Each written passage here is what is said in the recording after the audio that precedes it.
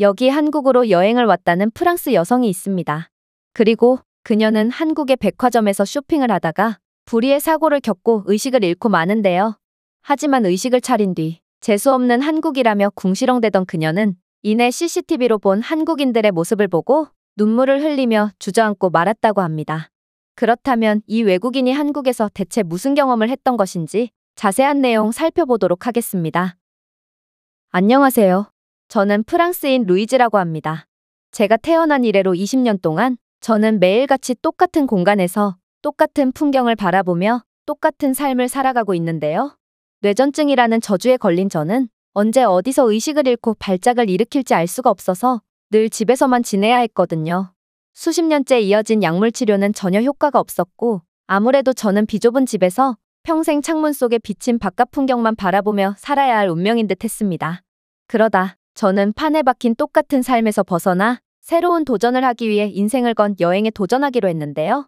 그건 바로 죽기 전에 BTS를 직접 보고 싶다는 열망 때문이었어요. 저는 골방 속에서 늘 BTS의 노래나 공연 영상들을 찾아보며 희망을 키워왔고 어쩌면 BTS는 제가 골방 속에서 20년이나 버틸 수 있도록 도와준 은인 같은 존재거든요. 저는 그들의 노래를 통해 용기를 얻었고 결국 일본에서 열리는 BTS 콘서트에 참여하기 위해 부모님 모르게 비행기표를 예매하고 떠나버렸습니다. 저는 그동안 효과도 없는 약물 치료에 쓰이는 돈을 몰래 모아뒀거든요. 어차피 십수년간 복용해도 악화되기만 한 걸 보면 약물 치료는 도저히 희망이 없어 보였죠. 그렇게 저는 일본에 도착하게 되었습니다. 긴 비행을 해야 했지만 컨디션은 아주 좋았어요. 아무래도 하늘도 제 도전을 도와주는 듯 보이기까지 했죠. 저는 일본에 공연 이틀 전에 도착했는데요. 솔직히 저는 일본에 그다지 관심은 없었지만 그래도 먼 길 온 김에 일본 이곳저곳을 좀 둘러보기로 했어요. 콘서트에서 신나게 놀려면 시차 적응도 필요했고 말이에요. 그렇게 저는 일본 지하철로 향했습니다. 그런데 일본 지하철을 타는 건 정말 쉽지 않더군요. 지하철표 발권이야 남들에게 피해를 주지 않으려고 미리 영상을 보고 갔기에 수월하게 발권할 수 있었지만 일본 지하철은 너무 복잡하게 되어 있어서 도통 어디에서 타야 하는지 모르겠더라고요. 그런데 혼잡한 지하철을 서성거리던 제게 일본인들은 도움은커녕 그저 냉정한 눈길만을 보낼 뿐이었어요. 심지어 어떤 일본인이 제게 일본어로 말을 걸어서 번역 앱으로 확인해봤는데 알고 보니 그는 방해가 되니 썩거지라는 충격적인 발언을 한 것을 알고 그 자리에서 울 뻔하기도 했습니다. 그렇게 저는 일본인들의 무정함에 엄청난 상처를 입고 우여곡절 끝에 지하철에 탑승하게 되었는데요. 하지만 지하철에서는 더욱 무시무시한 일이 기다리고 있었습니다. 낯선 사람들로 가득한 좁은 곳에서 저는 엄청난 불안감과 스트레스를 느꼈거든요. 결국 저는 뇌전증 증세가 도져서 그 자리에서 쓰러져 발작을 하고 말았습니다. 솔직히 처음에는 제가 발작을 일으킨 줄도 몰랐어요. 그저 잠시 동안 눈을 감았다 뜨니 저는 지하철 바닥에서 나뒹굴고 있었고 지하철은 역 한 정거장을 지난 상태였죠. 저는 그제야 제가 발작을 일으켰다는 사실을 인지했습니다. 그러나 겨우 정신을 차려서 주변을 둘러본 저는 이내 충격적인 장면을 목격하고 맙니다. 왜냐하면 일본인들은 저를 도와주거나 구급차를 불러주기는커녕 쓰러진 저를 냉정한 눈동자로 쳐다보기만 하고 있었거든요. 그들은 아무도 저를 도와주지 않았고 그저 무표정으로 아무 말도 없이 저를 보고만 있다가 곧 지하철 문이 열리자 그대로 나가버렸어요. 지하철에 탑승하는 일본인들도 바닥에서 정신을 못 차리는 저를 쳐다보더니 이내 관심조차 없다는 듯 눈길을 거두고 그대로 자리에 앉더라고요. 저는 이들의 무관심에 소름까지 돋았고 갑자기 눈물이 나기 시작했습니다. 그리고 세상에 혼자 버려진 듯한 기분이 들어서 그대로 숙소로 돌아가 버렸어요. 저는 사람이 무서워서 숙소에서 도저히 나올 수가 없었고 결국 어렵게 구한 티켓이지만 콘서트는 아예 입장조차 못 해버리고 말았습니다. 저는 이렇게 사람 취급도 못 받는 삶은 살아가는 의미조차 없다고 느꼈고 그대로 삶을 포기할까도 진지하게 고민했습니다. 그때 문득 한국은 어떨까 하는 생각이 들더라고요. 그래서 어차피 세상을 떠날 바엔 평소에 가보고 싶던 BTS의 나라 한국이라도 가보고 떠나자고 마음먹었는데요. 그렇게 저는 정말 무계획으로 한국에 입국하게 되었습니다. 그리고 저는 한국에 입국하자마자 정말 상상치도 못한 일을 겪게 되었죠. 바로 제가 모든 것을 포기한 채 공항 밖으로 빠져나가려고 할 때 웬 한국인 중년 남성이 번역기를 통해 말을 걸어왔거든요. 그는 제게 옷이 그게 뭐냐며 걱정을 해줬는데요. 아무래도 저는 정신도 의욕도 없어서 일본에서 지하철 바닥을 구른 옷을 그대로 입고 있었기 때문에 옷이 꽤나 더러워진 상태였거든요. 저는 오랜만에 받아보는 관심에 마음이 따뜻해지는 것을 느꼈지만 이 상황에서 제가 할 수 있는 건 딱히 없어 보였습니다. 그런데 이 한국인 아저씨는 자신을 따라오라며 저를 어디론가로 데려가더니 이내 도저히 보고도 믿기지 않는 공간을 소개해주더라고요.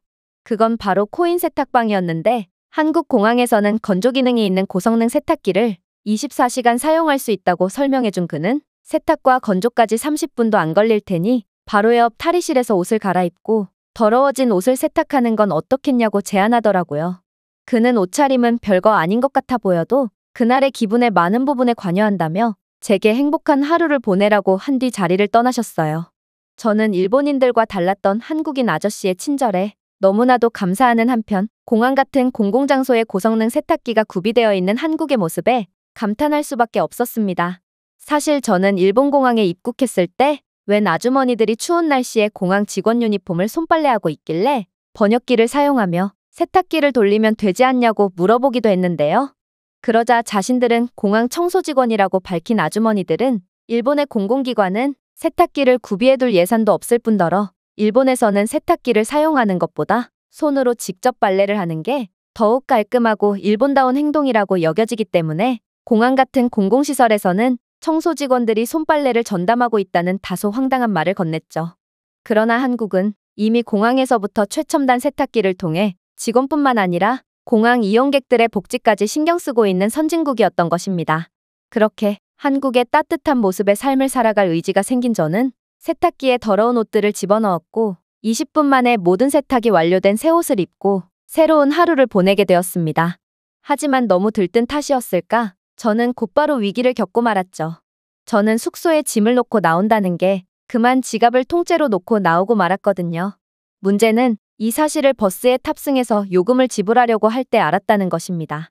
저는 갑자기 일본에서의 경험이 떠올라 엄청난 긴장감이 몰려왔고 식은땀이 흐르기 시작했어요. 한국인들도 저를 마치 쓰레기 보듯 보며 모멸감을 줄 것만 같았거든요. 그런데 그때 안절부절 못하는 제 모습을 본 어떤 한국인 남성이 자리에서 일어서더니 이내 유창한 영어를 사용하며 지갑을 안 챙겨온 거냐고 물어보는 거 아니겠어요? 저는 거의 울 듯한 표정으로 그렇다고 답했고 이 한국인 남성은 버스기사와 한국어로 대화를 나누더니 이내 저보고 그냥 버스에 탑승하라고 말해오더라고요. 제가 이런 황당한 상황에 두 눈을 꿈뻑거리고만 있자 이 남성은 도저히 믿기지 않는 이야기를 해주기 시작했습니다. 제가 버스비를 대신 내드리려고 했는데 버스기사님이 됐다고 하시며 그냥 타라고 하시네요. 현재 한국관광청과 일부 버스사 측의 협상 덕분에 실수로 버스 요금을 지불하지 못하는 승객에 대해서 요금을 면제해주는 제도를 운용하고 있다고 하거든요. 아니, 이런 피도 눈물도 없다는 금전적인 부분에 실수인 것을 감안까지 해주다니 저는 한국의 인도주의적 제도에 엄청난 감동을 받았습니다. 일본인들은 잘 모르는 관광객에게 욕을 하며 비키라고 하거나 매서운 눈초리로 눈치를 주곤 했지만 한국은 생전 처음 보는 사람에게 이렇게나 베풀어주다니 확실히 한국은 일본과는 완전히 다른 나라였습니다. 그렇게 저는 한국 문화를 사랑하길 잘했다는 생각을 하며 버스 좌석으로 향했어요. 그런데 저는 자리에 앉자마자 정말 두 눈을 의심하고 말았는데요. 왜냐하면 버스 좌석 옆에는 베개처럼 보이는 물건이 붙어 있었기 때문입니다. 그리고 주변의 한국인들은 전부 베개를 베고 세상 모르고 자고 있더라고요. 저는 이 장면만 보고 한국이 얼마나 안전한 나라인지 가늠할 수 있었습니다. 프랑스 버스에서는 절대로 잠에 들 수가 없거든요. 프랑스의 버스에는 방심한 승객의 짐을 털어가는 전문 소매치기 조직들이 항시 대기 중이라 버스 안에서 잠을 잔다는 소리는 그냥 자신의 지갑과 휴대폰을 가져가 달라고 광고를 하는 것과 다르지 않은데요. 그래서 부모님과 가끔 외출을 하러 나갈 때면 마치 곧 전쟁이라도 나가듯 바짝 긴장한 채 자신의 짐을 끌어안고 있는 프랑스인 승객들을 여기저기서 볼 수 있었죠. 그러나 한국은 이러한 위험해 보이는 공공장소에서도 그 어떠한 범죄의 위협도 찾아볼 수 없었고 이건 한국치와는 차원이 다른 수준이라는 것을 여실히 보여주는 듯 했습니다. 그리고 한국 버스는 수십 년은 된 고철 덩어리 버스를 사용하는 프랑스와는 달리 최첨단 전기버스를 운용하고 있었는데요. 결국 저는 전혀 흔들림이 없는데 따뜻한 히터까지 나오는 버스에서 저도 모르게 잠들어 버렸습니다. 그런데 한국 버스는 저를 끝까지 놀라게 하더군요. 제가 하차를 하려고 일어나니 한국인 아주머니 한 분이 버스 한편에 놓여있는 통에서 뭔가를 꺼내서 제게 쥐어줬거든요. 알고 보니 한국 버스에서는 일회용 핫팩을 아무나 가져갈 수 있게 해놓아서 추운 날씨에 사람들의 체온과 마음까지 따뜻하게 녹이고 있던 거였습니다. 저는 한국의 이러한 따뜻한 사람들과 인프라에 감동을 받았고 그렇게 들뜬 마음으로 평소 유튜브를 보며 가보고 싶던 백화점으로 향했습니다. 한국의 백화점은 정말 궁궐처럼 굉장한 웅장함을 자랑했고 한국에는 백화점 내에 소매치기나 강도 문제도 없는지 입구에서 짐 검사를 실시하는 절차조차 없어서 매우 신기하더라고요. 프랑스에서는 매번 불쾌한 짐 및 옷 검사를 실시해서 불만이 이만저만이 아니었거든요. 그러나 이러한 제 한국에 대한 감탄도 잠시, 저는 정말 살면서 가장 최악이었던 위기를 겪게 되었습니다. 제가 백화점에 들어감과 동시에 저는 수많은 사람들을 보고 또다시 긴장이 되기 시작했거든요. 원래 같았으면 이 정도 스트레스쯤이야 잘 견뎠겠지만 일본에서의 경험은 제 신경을 완전히 쇠약하게 만들었는데요. 결국 저는 얼마 못 가 발작 증세가 다시 도져버렸고 그렇게 백화점 한복판에서 쓰러지고 말았습니다. 그리고 얼마나 시간이 지났을까? 제가 눈을 뜨게 되었을 때 저는 도저히 믿기지 않는 장면을 보게 되었는데요. 저는 응급대원들에 의해 들것에 실려 어디론가 이동 중이었거든요. 발작 증세는 길어도 5분을 넘기지 않는데 그 틈에 들것에 실려 이동하고 있다니요. 저는 도대체 이들은 어디서 온 것인가 하는 의문이 들었지만 정신이 비몽사몽해서 더 이상은 생각을 이어나갈 수 없었습니다. 그리고 응급대원들의 도움으로 이동한 곳은 바로 병원이었는데 저는 병원에 도착하자마자 이전의 의문을 전부 해소할 수 있었죠. 한국의 백화점에는 애초에 전문적인 병원과 응급팀이 존재해서 저는 발작을 시작하자마자 즉시 병원으로 이송될 수 있었던 거였습니다. 프랑스에는 대도시가 아니라면 전문 병원을 찾아볼 수조차 없어서 저는 보호자가 없으면 제대로 외출조차 못했는데 한국은 전혀 달랐던 것이죠. 그렇게 저는 한국의 우수하고 신속한 병원 인프라에 놀라는 한편 문득 제가 어떻게 병원으로 이송될 수 있었는지를 확인해보고 싶다는 생각이 들었습니다. 마침 의사 선생님도 제가 넘어지면서 어디를 다쳤는지 확인을 해봐야 한다고 말씀하셨기에 그렇게 백화점 내의 시설팀에 가서 CCTV를 확인해보게 되었죠. 그런데 저는 CCTV 속에 포착된 한국인들의 충격적인 행동을 목격하고 그만 그 자리에서 오열하고 말았습니다. 왜냐하면 쓰러진 저를 한심하다는 듯 쳐다보고 있던 일본인들과는 달리 한국인들은 하나같이 모여서 저를 위해 응급처치를 해줬거든요. 저를 최초로 발견한 한국인 남성은 자신이 들고 있던 쇼핑백까지 전부 내동댕이 치며 제게로 달려와줬고 저를 깨우기 위해 몸을 흔들었는데요. 그러자 뒤이어온 다른 남성은 저를 흔드는 남성을 말리기 시작하더니 이내 제 벨트를 풀어주며 숨쉬기 편하게 해주고 있었습니다. 아마 이 한국인 남성은 제 발작 증세를 보고 뇌전증 환자라는 것을 직감한 모양이었는데요.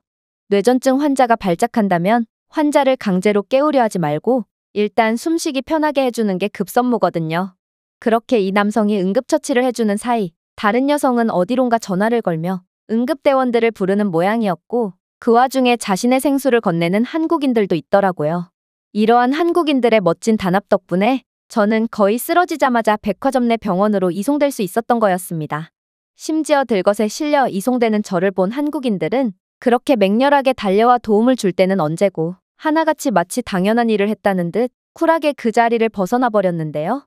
저는 살면서 모르는 사람들에게 이렇게까지 호의를 받아본 건 처음이었기에 엄청난 감정이 벅차올랐습니다. 사실 일본만큼은 아니지만 프랑스에서도 비슷한 일들의 연속이었거든요.